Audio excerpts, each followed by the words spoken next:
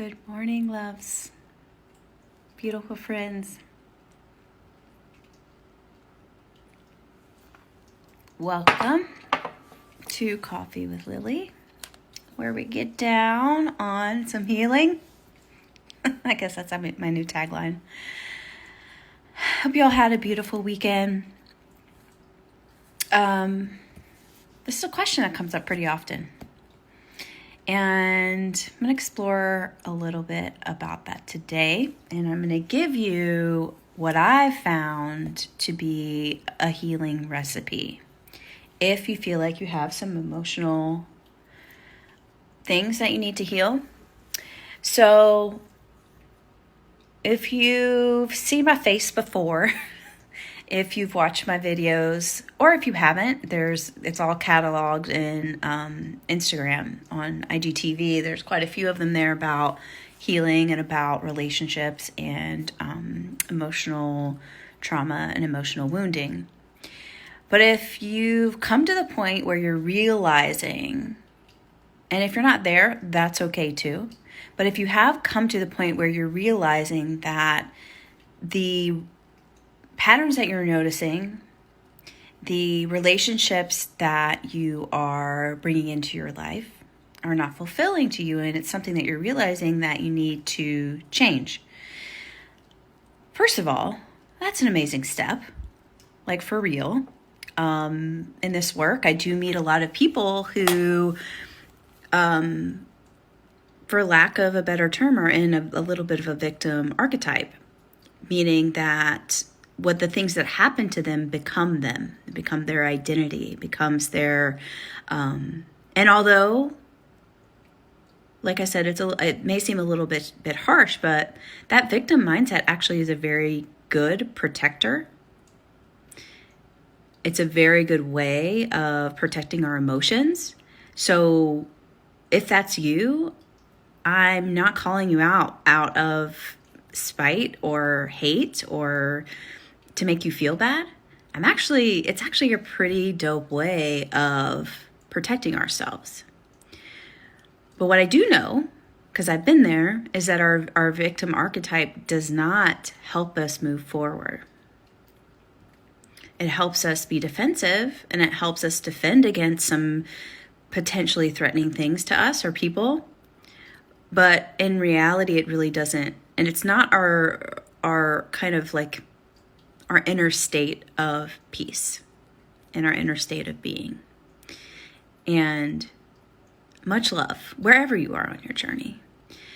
But if you have been watching me for a little while, or if you've identified that you have some emotional wounding, you have some emotional trauma that could use clearing, that could use unblocking and healing, I want to give you the recipe, just like we're making a cake, to heal. And I feel like that this is ridiculously important. And there's no one fix all type of thing, because it is something that you have to decide. You have to, and I'm saying this because I know, like, this process of stepping into this is really scary, and I want more. I want better relationships. I'll get to that in a second. So if you're at the point where you have identified that you have some emotional clearing that needs done, and this is actually a question that I got, Lilli, how do I resolve my inner issues? This is what I think. First, if you'd like, I would love for you to explore, and I'm actually going to pause, even though we're live right now. I'm going to pause to get you to think about something that I would love for you to think about something that you have done in your life that you've been really proud of, that you have felt kind of like yourself and joyful and supported and seen and heard. For me, it had a lot to do with sports. There were a couple instances where our team won championships, and that was probably, well, there are a couple different things. I got a really big job in New York City in my professional career. So I'm going to pause for a minute, even though we're live, to get you to think about what that thing is, and just bring it to your awareness. I'm going to have a little sip of coffee.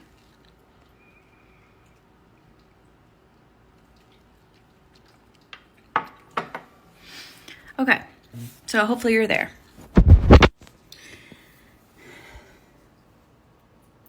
What I want to point out with whatever you're holding in your mind space, in your body space, is the 4 things that were probably involved in that achievement.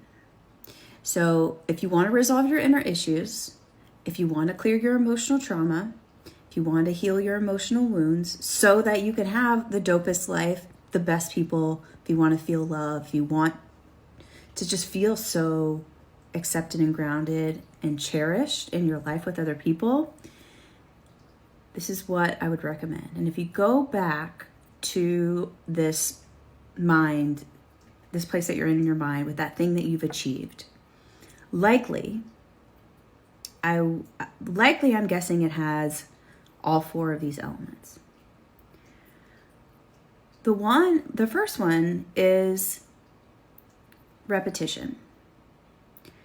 So if what you achieved was a skill, if it was something that you had to repeatedly do again and again, in order for us to heal our emotional trauma, we have to have repeated experiences.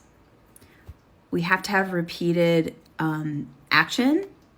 We have to have repeated like mind thoughts, brain waves.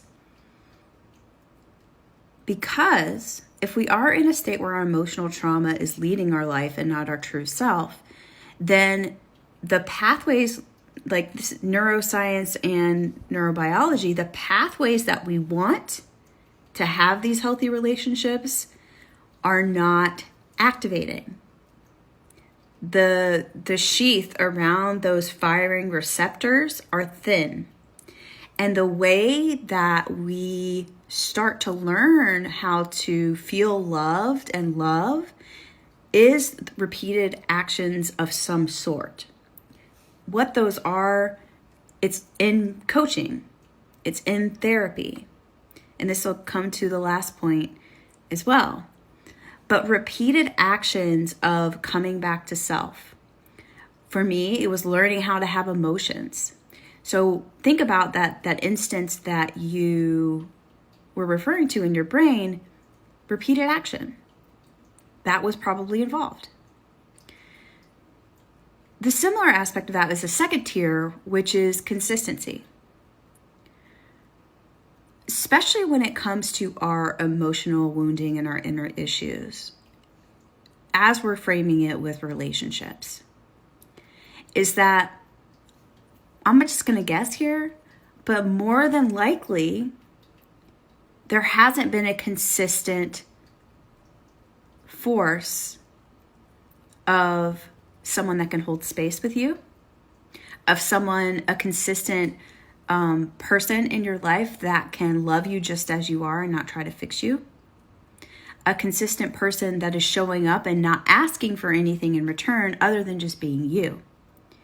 So consistency is one of a super founding pillar in this.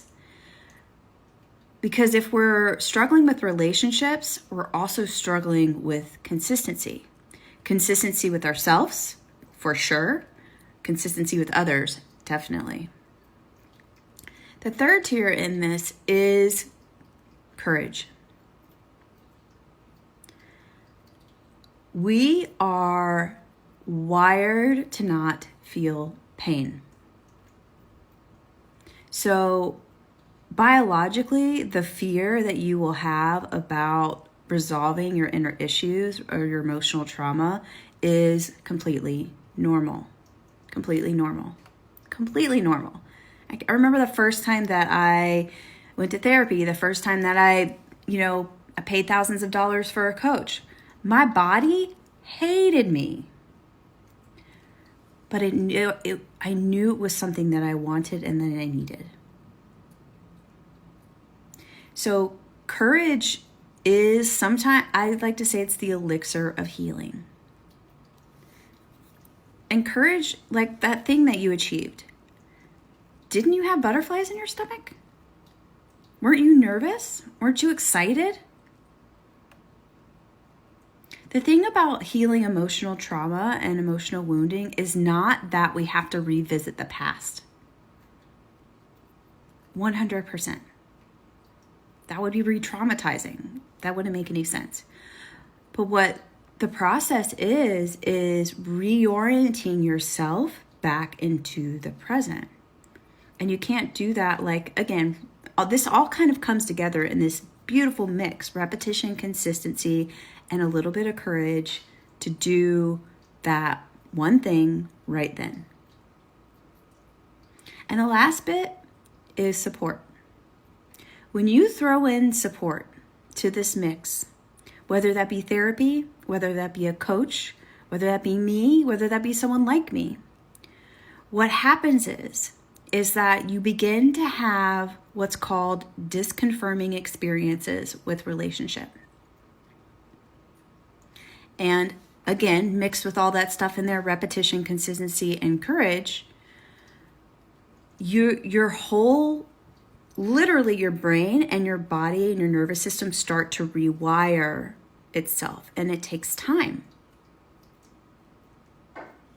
Consistency over time. I forgot to put time under with consistency, but consistency over time. The good thing about support is that they lead you. I lead people. They guide you, guiding you back to yourself. And you know what's so dope about this is that I would have never known how impactful this was. When I got my my first coach, I just had a feeling that I couldn't do it anymore. And I didn't know her. I just knew that I wanted something different. And I just jumped. It was a leap of faith, really.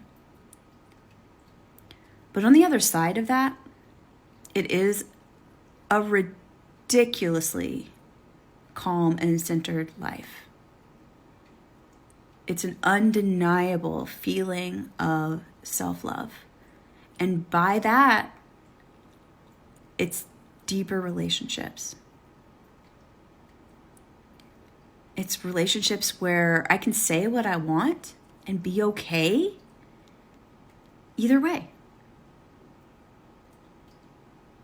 It doesn't feel anymore like I have to have people in my life to make me feel loved. I already know I'm loved. And now all the people that are coming into my life, including my soulmate partner, they're bonuses. They're enriching. And that is possible. It's freaking more than possible. And it's honestly, like, I get teary-eyed thinking about it. It's dope. I hope that helps today. If you're looking for some action today, I do have a complimentary workbook in my bio. How to deal with anxiety and receive limitless love. It's a workbook free to you. It's coming down tomorrow. So grab that, get started. A little bit of courage will take you a long way. Love y'all.